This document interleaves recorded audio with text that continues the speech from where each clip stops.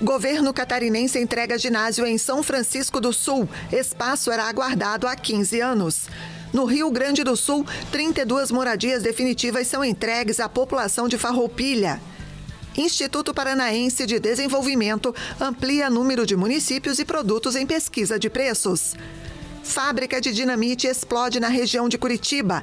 Impacto foi sentido em 8 cidades da região, deixando mortos e desaparecidos, além de 7 pessoas feridas.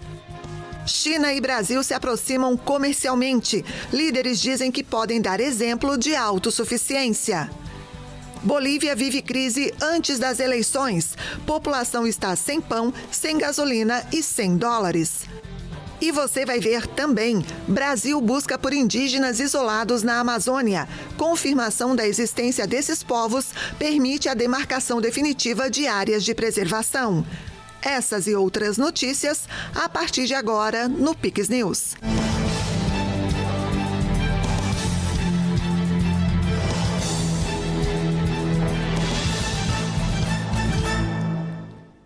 Olá, sejam todos bem-vindos ao Pix News desta terça-feira, 12 de agosto. Estamos ao vivo agora no horário de Brasília, 8h01.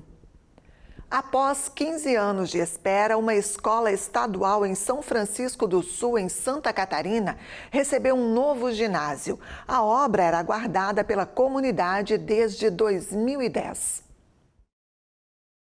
O governo de Santa Catarina, por meio da Secretaria da Educação, inaugurou o ginásio da Escola de Ensino Básico Professora Claurenice Vieira Caldeira, nesta segunda-feira. O novo prédio se tornou um símbolo para a cidade, que possui 3, sendo o único em unidade escolar pública. Um equipamento que vai dar saúde, vai dar alegria, vai dar amizade, vai dar união familiar, né? Então isso aqui é muito importante. Uma quadra bonita, ventilada, clara. Vai ser um equipamento que vai ser utilizado pela escola, a escola precisa, e também pela comunidade. O projeto arquitetônico contempla arquibancada, banheiros, vestiários, áreas de circulação, enfermaria, sala dos professores e técnicos, sala de jogos e academia. A nova estrutura vai proporcionar práticas esportivas mais qualificadas e acessíveis, promovendo o desenvolvimento físico, social e educacional dos estudantes em um ambiente adequado e seguro. Durante a solenidade de inauguração do ginásio, foi autorizada também a obra de reforma e ampliação da mesma unidade escolar e anunciada a liberação do alvará de construção do ginásio da Escola de Ensino Básico Santa Catarina, também em São Francisco do Sul. As novas entregas fazem parte do plano de ações da Secretaria de Educação e do Governo Estadual de melhorar a infraestrutura das escolas estaduais pelo Estado. Atualmente, 198 obras estão em andamento em todo o Estado, com a expectativa de que mais de 70 sejam concluídas ainda em 2025, sendo que 53 já foram concluídas neste ano. O governo do Rio Grande do Sul entregou 32 casas definitivas em Farroupilha, na Serra, por meio do programa A Casa é Sua. As residências, que têm cerca de 45 metros quadrados, com sala e cozinha integradas, banheiro, 2 dormitórios e uma área de serviço, estão localizadas no bairro Cruzeiro, com 12 unidades, no bairro Industrial, com 11 unidades e no bairro Santo Antônio, com 4 casas entregues. 5 casas no bairro Alvorada estão na fase final de ajustes e as chaves deverão ser entregues em breve para as famílias contempladas. O investimento do Estado para as moradias em Farroupilha foi de R$ 2,5 milhões, com contrapartida de R$ 1,9 milhão do município. Para cada unidade, o governo gaúcho repassa o valor de R$ 80 mil. Outras cidades da Serra também receberão investimentos estaduais em habitação, que somam R$ 54,6 milhões. Atualmente, o programa A Casa é Sua Municípios tem mais de 1.800 unidades em construção. Também no Rio Grande do Sul, o governo anunciou que vai habilitar 13 serviços especializados para atendimento à pessoa idosa no estado. A iniciativa integra o programa Saúde 60+, voltado ao cuidado ambulatorial especializado e regionalizado de pessoas com 60 anos ou mais, classificadas como frágeis pela atenção primária ou com diagnóstico de demência. Cada serviço habilitado receberá incentivo mensal fixo de R$ 120 ou até R$ 130 mil, conforme a composição da equipe multiprofissional. Após a assinatura da portaria, realizada nesta segunda-feira, o prazo é de 60 dias para iniciar as atividades. Os 13 atendimentos especializados estão distribuídos em 12 coordenadorias regionais de saúde. A previsão é que o governo estadual invista mais de R$ 30 milhões por ano em até 20 serviços especializados, garantindo cobertura em todas as 18 regiões do estado. E a gente, com isso, oferece a atenção do médico geriatra, os exames necessários, toda a assistência especializada, fisioterapeuta, fonoaudiólogo, que for ali necessário para esses idosos, garantindo um atendimento não apenas para esse idoso nesse centro de referência que ficará em cada uma das regiões, mas uma rede que é formada entre todas as instituições, compartilhando experiências, conhecimento, para a gente poder avançar cada vez mais a qualidade de vida dos nossos idosos no Rio Grande do Sul. No total, são 30 milhões de reais que o Estado estará investindo por ano, né? Então, o custeio de um serviço é um programa novo que a gente está implementando, e esses 30 milhões de reais são para poder dar mais dignidade, mais carinho, mais atenção para a nossa terceira idade. É um plano de Estado, não de governo?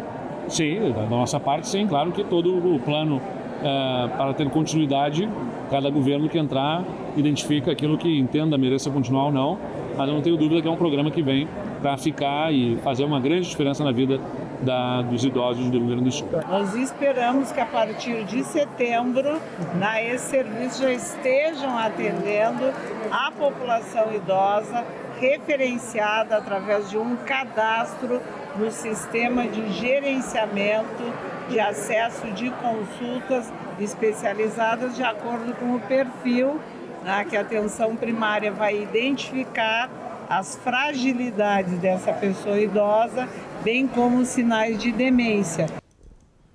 A inflação no Brasil caiu para 5,23% em julho, no acumulado de 12 meses, levemente abaixo dos 5,35% do mês anterior, mas ainda acima da meta oficial. O indicador ainda não reflete os efeitos das tarifas punitivas de 50% impostas pelo presidente dos Estados Unidos, Donald Trump, que entraram em vigor na semana passada. De acordo com o IBGE, o índice mensal de julho foi de 0,26% contra 0,24% em junho. O Instituto Paranaense de Desenvolvimento Econômico e Social lançou hoje a nova edição do Índice IPARDES de Preço Regional, com a ampliação do número de cidades e produtos avaliados. O levantamento, realizado mensalmente desde 2022 pelo IPARDES, até então abrangia 6 municípios. Agora, passou a monitorar os preços em 9 cidades, enquanto a lista de produtos avaliados saltou de 35 para 91. A nova metodologia vai reforçar a capacidade do Instituto de acompanhar mudanças nos mercados. Agora, o importante é que, para fazer essa análise até então, o IPARDES analisava 400 mil notas fiscais eletrônicas.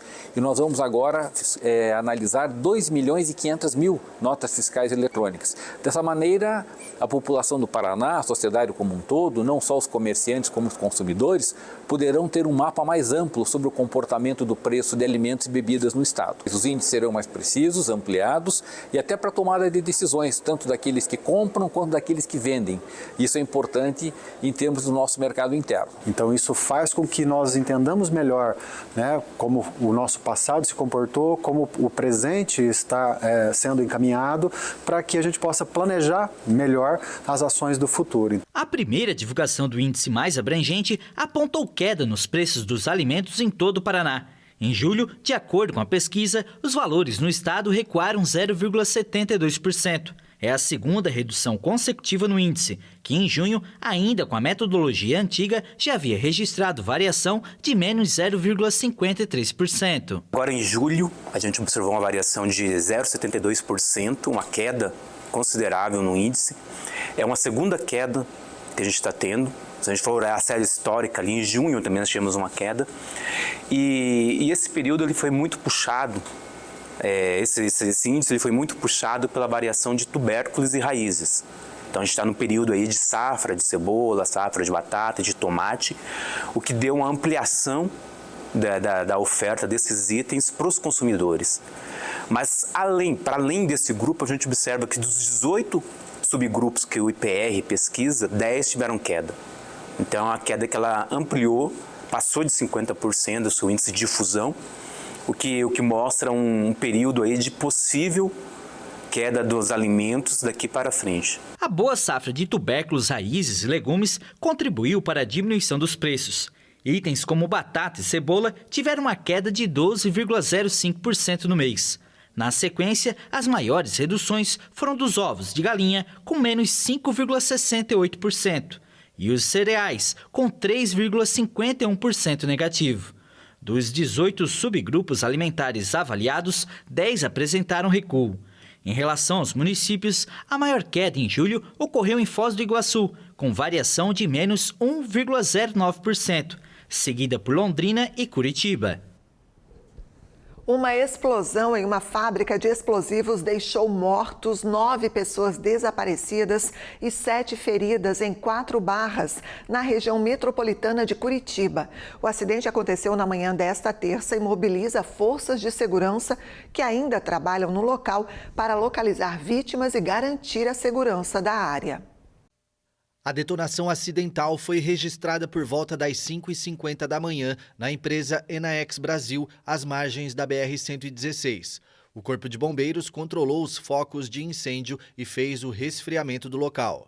Os drones da Polícia Militar e do Bombeiro estão sendo utilizados justamente para fazer um primeiro rastreio aéreo, procurando então também via aérea, num primeiro visual, eventuais ali sobreviventes. Então essa busca se iniciou, mas não com o pessoal pisando no terreno, né? Mas empregando aí os equipamentos aéreos aí para tentar fazer alguma localização. Segundo a empresa, 9 funcionários estão desaparecidos. As autoridades confirmaram mortes, mas não informaram o número de vítimas. O acidente aconteceu em uma área onde explosivos eram preparados para o transporte. A situação que a gente pode descrever de como está o local. Era uma casa de 25 metros quadrados, então era pequena a área. Aqui é um local que tem bastante segurança, porque existe o risco iminente de explosões. Então eles não têm nem celular, nem nenhum tipo de adorno, porque existe alguns riscos ali mesmo, né?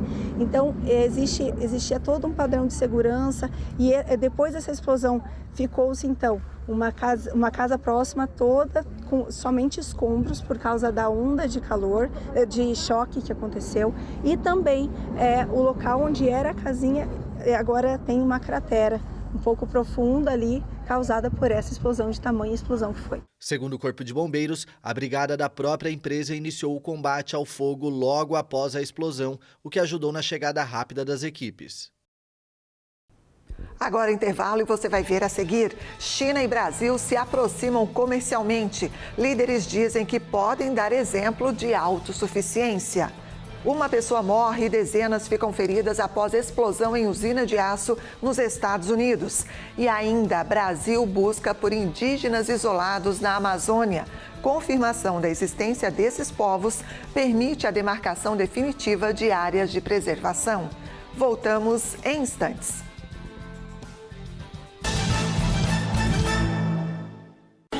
Aqui no interior a estrada tem que ser boa. E se for com buraco, credo, a gente perde um tempão. Por isso a gente tá feliz com o novo programa do Estado em parceria com as prefeituras, o Estrada Boa Rural. O programa vai arrumar dezenas de estradas rurais em toda Santa Catarina. Agora meu pai vai levar a produção bem rápida na cidade. Vai sobrar mais tempo para tomar chimarrão e comer a minha cuca. Estrada Boa Rural. Governo de Santa Catarina. A saúde em Santa Catarina acaba de alcançar uma marca histórica. 1 milhão de cirurgias realizadas.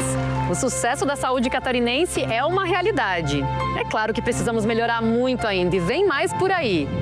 Com investimentos em novas tecnologias e a valorização dos hospitais, estamos fazendo a diferença na vida de milhares de catarinenses. Compromisso com quem mais precisa. Governo de Santa Catarina. O que é Garopaba? É luz, é verão, é esporte, é música, é tainha, é tempero, é história, é encanto, é tradição, é cultura, é pra criança, é pra família. Garopaba é a Garopaba. Venha viver de perto. Hoje eu vou te mostrar qual é a boa em Santa Catarina. 20 centímetros de qualidade. Essa é a boa. E esse trecho tá aqui, é um tapete. Olha aqui, um investimento gigante. Já são mais de 50 obras e ainda tem muito trabalho pela frente. Escuta aí o que o povo tá achando do Estrada Boa. Estrada Boa vai trazer desenvolvimento. Agora o negócio tá indo. Patrola trabalhando, os caminhões. Melhor ideia que tiver de fazer de concreto. E com certeza vai melhorar para todo mundo. Estrada Boa, Governo do Estado de Santa Catarina. Estamos de volta com o Pix News, agora 8h16. Uma informação acaba de chegar aqui na nossa redação do Pix News, informando de que 9 pessoas morreram por conta da explosão de uma fábrica de explosivos no município de Quatro Barras, na região metropolitana de Curitiba, na manhã desta terça-feira, no Paraná. Portanto, confirmada 9 mortes por conta aí desta explosão. Nossos sentimentos. Continuando com o Pix News, agora vamos com alguns destaques internacionais. O presidente da China, Xi Jinping, disse nesta terça-feira em uma conversa telefônica com o presidente Lula que os dois países podem dar exemplo de autossuficiência no sul global, em um momento de desafios comerciais e geopolíticos. O presidente Luiz Inácio Lula da Silva conversou por telefone com o colega chinês Xi Jinping. Nos últimos meses, os dois tentaram apresentar Brasil e China como defensores veementes do sistema comercial multilateral, em contraste com a ofensiva tarifária do presidente dos Estados Unidos, Donald Trump. O presidente da China defendeu que os dois países podem dar exemplo de autossuficiência no sul global, em um momento de desafios comerciais e geopolíticos. A ligação para o presidente brasileiro aconteceu poucas horas após Trump anunciar mais uma prorrogação de 90 dias para a trégua tarifária que mantém com Pequim. Também aconteceu após Lula informar na semana passada que pretendia conversar com os líderes da Índia e da China para estudar uma resposta coordenada às tarifas americanas. A agência estatal de notícias Xinhua apontou que o chinês disse que as relações entre China e Brasil estão no melhor momento e destacou que todos os países devem se unir e se opor de maneira firme ao unilateralismo e ao protecionismo. A presidência brasileira disse em um comunicado que a conversa telefônica durou aproximadamente 1 hora e que os dois líderes discutiram vários temas, como a guerra na Ucrânia e a luta contra a mudança climática. A China superou os Estados Unidos como principal parceiro comercial do Brasil. A crise econômica na Bolívia afeta a rotina da população, especialmente dos mais pobres. Os problemas resultaram em filas nos postos de gasolina, um aumento no valor do dólar e até mesmo na falta de farinha para pães. Em La Paz, na Bolívia, há poucos dias das eleições gerais de 17 de agosto, consumidores percorrem dezenas de lugares em busca de pão fresco. A crise econômica deixou os padeiros sem farinha novamente. Estamos esperando com muita ansiedade a chegada das eleições para mudar este modelo que nos empobreceu bastante. A escassez de alimentos, combustíveis e dólares aumenta o descontentamento na Bolívia antes das eleições presidenciais e legislativas. Pela primeira vez em 20 anos, a esquerda não aparece nas pesquisas como alternativa de poder.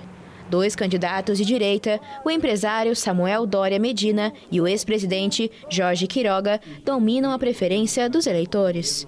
O governo do presidente Luiz Arce, que não vai tentar a reeleição, praticamente esgotou as reservas internacionais de dólares para sustentar a política de subsídios e importa gasolina e diesel, além de insumos como o trigo, e vende a preços menores no mercado interno. Mas sem divisas para as compras internacionais, a disponibilidade dos produtos se tornou inconsistente, resultando em longas filas. Com este governo não há esperança. Este governo tem que sair e entrar um governo que entenda como vivem os pobres. Em meio a uma inflação anual de 24,8% em julho, a mais alta desde 2008, a marraqueta, um pão semelhante ao francês, é um dos poucos produtos que não encareceu por causa do controle de preços do governo. Outros pães, sem subsídio, até aparecem nas prateleiras, mas como muitos produtos, subiram de preço e não são acessíveis para todos. A escassez do pão é um problema corriqueiro no mercado, assim como acontece com o óleo ou arroz. Nos postos de gasolina, motoristas perdem horas de trabalho para enfrentarem longas filas. Hoje de manhã eu vim às 6 e estou entrando para abastecer às 11. São mais de 3, 4 horas na fila. A exportação de gás natural era o principal motor da economia boliviana e uma fonte significativa de renda para o país, mas está em queda livre desde 2017. De acordo com o governo, no ano passado, as vendas do combustível representaram 1 bilhão e 600 milhões de dólares, quase 10 bilhões de reais, enquanto os desembolsos feitos ao exterior por dívida externa e importações alcançaram 5 bilhões ou mais de 30 bilhões de reais. O valor do dólar duplicou no mercado paralelo, causando uma elevação no preço de vários produtos básicos. Não temos dólares. Há fila para abastecer, para o pão e para tudo. Vão aos hospitais e não há medicamentos.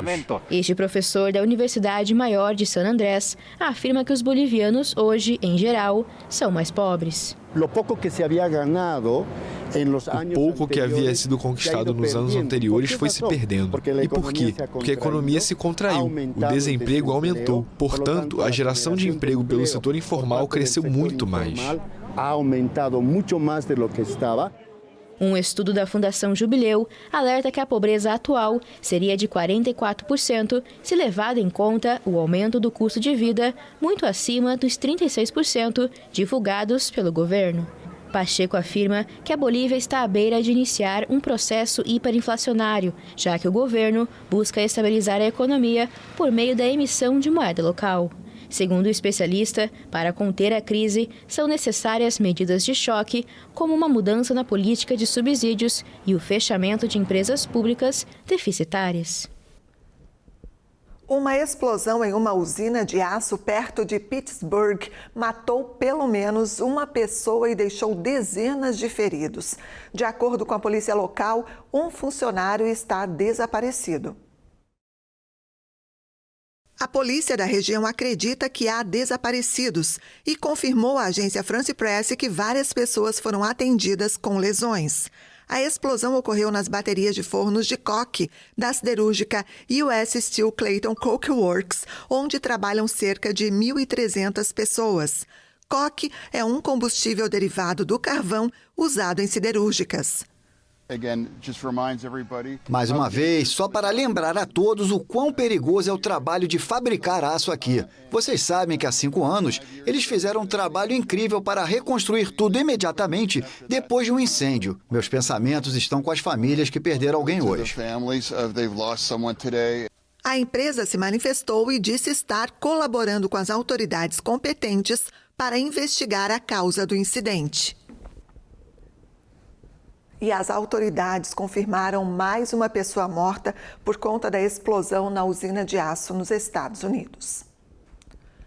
Um patinho se juntou a soldados ucranianos durante uma sessão de treinamento. O pequeno animal parece acalmar os combatentes em meio a instruções sobre riscos e armas.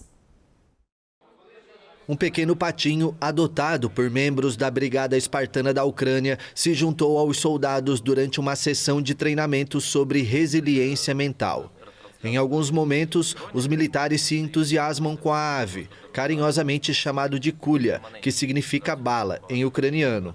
Os recrutas o pegam com delicadeza enquanto ouvem os instrutores falarem sobre os perigos do choque de granadas e do trauma mental durante e após as missões.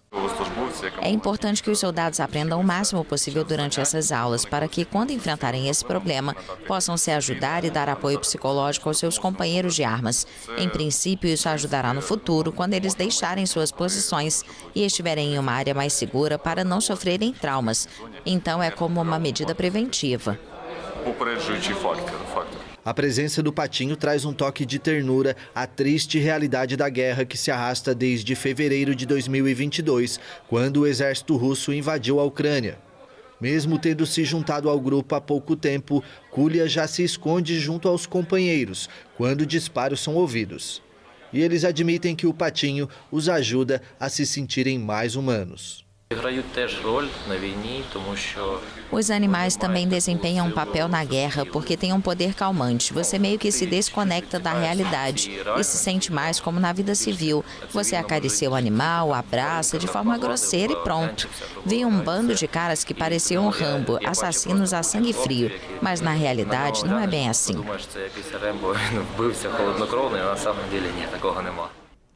Indígenas e organizações de defesa pedem que o governo brasileiro realize expedições para comprovar a existência de povos isolados na Amazônia Legal, o que permitiria a demarcação definitiva de áreas de preservação ambiental.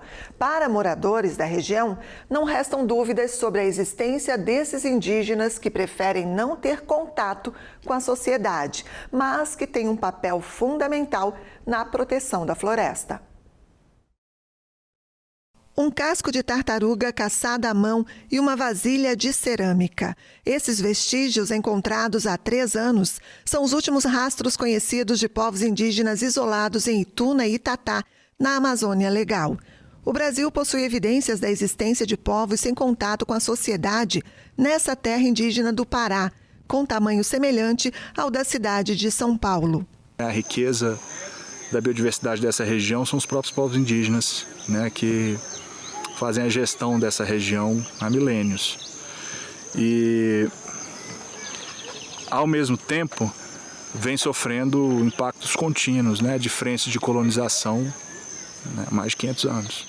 Ituna e Itatá é protegida por uma portaria provisória contra a destruição florestal, mas organizações indígenas pedem ao governo mais expedições em busca de vestígios para confirmar a presença de povos isolados, o que permitiria ao Estado demarcar definitivamente a área para a preservação florestal.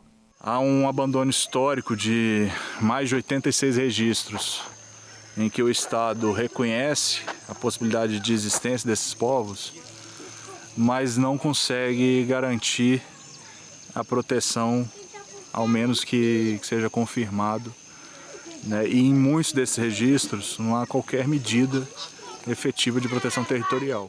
Hoje em dia, para o Estado brasileiro, para você provar que tem isolado no território, tem que ter aquilo de comprovar com imagem,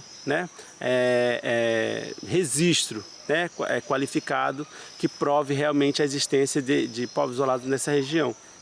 Mas para nós, povos indígenas, é diferente. A gente percebe na natureza, a gente percebe nos sons que a gente escuta, nas presenças, no próprio cheiro também, às vezes. Nas casas de madeira e palha de Itaaca, uma aldeia de 300 habitantes na terra indígena vizinha Coatinemo, relatos de encontros fortuitos com parentes de comunidades não contactadas de Ituna e Itatá circulam entre as famílias do povo Assurini. Este idoso tem uma cicatriz de uma flecha que diz ter sido lançada pelos isolados e relata o primeiro encontro com um desses indígenas. Minha cunhada falou para mim aí, tá aqui, tamanho rapazinho aí. Aí eu vou estar olhando assim, cadê? Aí tá olhando assim, meio pertinho, tamanho de banana aí, ó. Tamanho de banana aí. Floresta tá um ponto bem pertinho de mim. As autoridades prorrogaram em 18 de junho uma portaria provisória que restringe desde 2011 o acesso a Ituna e Itatá para garantir a proteção integral dos territórios com presença de povos indígenas isolados. As evidências incluem desde avistamentos a partir dos anos 1970 até descobertas arqueológicas que indicam a presença de indígenas sem contato, pelo menos desde 2009, segundo a ONG Burns, que apoia os esforços para uma demarcação definitiva do território. O Brasil reconhece 114 registros de presença de indígenas isolados na Amazônia, ou seja, grupos que se mantêm voluntariamente sem ou com pouco contato com as sociedades nacionais. Segundo a Fundação Nacional dos Povos Indígenas, este isolamento se deve, por vezes, às consequências negativas da interação com brancos no passado, doenças, violência física e saque de recursos naturais. Entre os registros reconhecidos oficialmente, cerca de 1/4 são considerados confirmados e outros, como os de Ituna e Itatá, são tidos como fortes evidências da existência de povos isolados, embora sem nenhum trabalho sistemático oficial para comprovação efetiva. Segundo a ONG Instituto Socioambiental, as terras não indígenas já perderam quase 30% da vegetação nativa na Amazônia brasileira, desde o início dos registros em 1998. Em contrapartida, caiu 2% nas terras indígenas delimitadas pelo Estado durante o mesmo período. Então é necessário não só olhar para a floresta, é necessário olhar para as pessoas que estão na floresta, os povos indígenas, porque é através deles que a floresta ainda está em pé. Porque foi só a floresta, com as leis que nós temos no país, a devastação na Amazônia seria maior hoje, né? E o Pix News fica por aqui. Nossas reportagens e a íntegra da edição você pode rever no Pix News HD. Curta e compartilhe os nossos conteúdos. Aproveite para se inscrever no canal também. Mais notícias no pixtv.com.br. Fique agora com o CinePix e a gente se encontra amanhã. Até lá. Pix TV, conectando você ao melhor conteúdo todo dia.